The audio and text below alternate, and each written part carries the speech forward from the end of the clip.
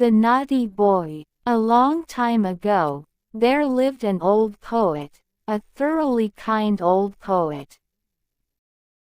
As he was sitting one evening in his room, a dreadful storm arose without, and the rain streamed down from heaven, but the old poet sat warm and comfortable in his chimney corner, where the fire blazed and the roasting apple hissed. "Those who have not a roof over their heads will be wetted to the skin," said the good old poet. "Oh, let me in! Let me in! I am cold, and I'm so wet!" exclaimed suddenly a child that stood crying at the door and knocking for admittance, while the rain poured down, and the wind made all the windows rattle. "Poor thing," said the old poet, as he went to open the door. There stood a little boy, quite naked, and the water ran down from his long golden hair. He trembled with cold, and had he not come into a warm room he would most certainly have perished in the frightful tempest. "Poor child," said the old poet, as he took the boy by the hand. Come in, and I will soon restore thee. Thou shalt have wine and roasted apples, for thou art verily a charming child." And the boy was so really. His eyes were like two bright stars, and although the water trickled down his hair, it waved in beautiful curls. He looked exactly like a little angel, but he was so pale, and his whole body trembled with cold. He had a nice little bow in his hand, but it was quite spoiled by the rain, and the tints of his many-colored arrows ran one into the other. The old poet seated himself beside his hearth, and took the little fellow on his lap.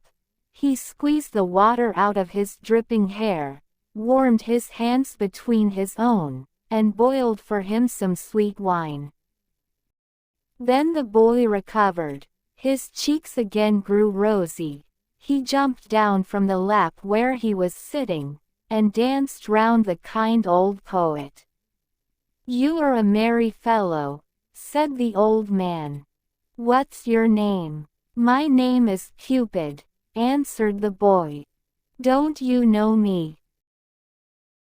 "There lies my bow, it shoots well, I can assure you. Look, the weather is now clearing up, and the moon is shining clear again through the window." "Why, your bow is quite spoiled," said the old poet. "That were sad indeed," said the boy, and he took the bow in his hand and examined it on every side. "Oh, it is dry again, and is not hurt at all, the string is quite tight. I will try it directly."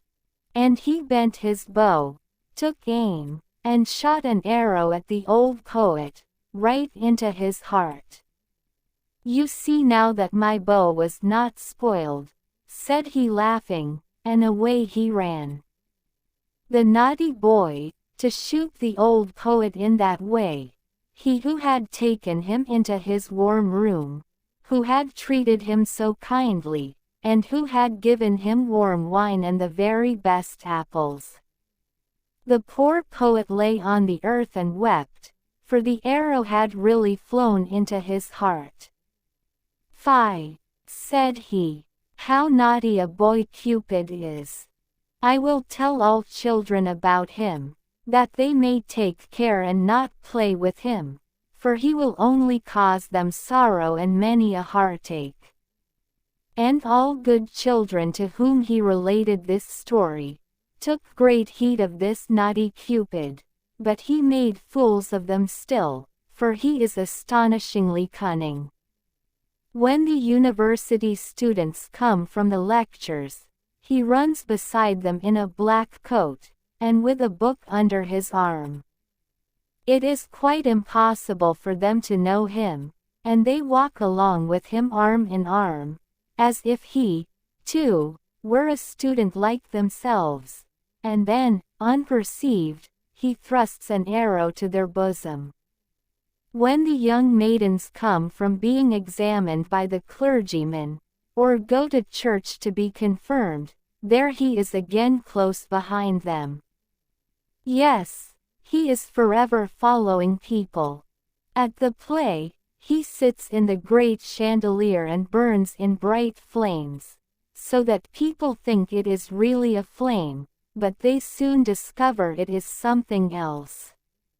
He roves about in the garden of the palace and upon the ramparts. Yes, once he even shot your father and mother right in the heart. Ask them only and you will hear what they'll tell you. Oh, he is a naughty boy, that Cupid. You must never have anything to do with him. He is forever running after everybody. Only think, he shot an arrow once at your old grandmother. But that is a long time ago, and it is all past now.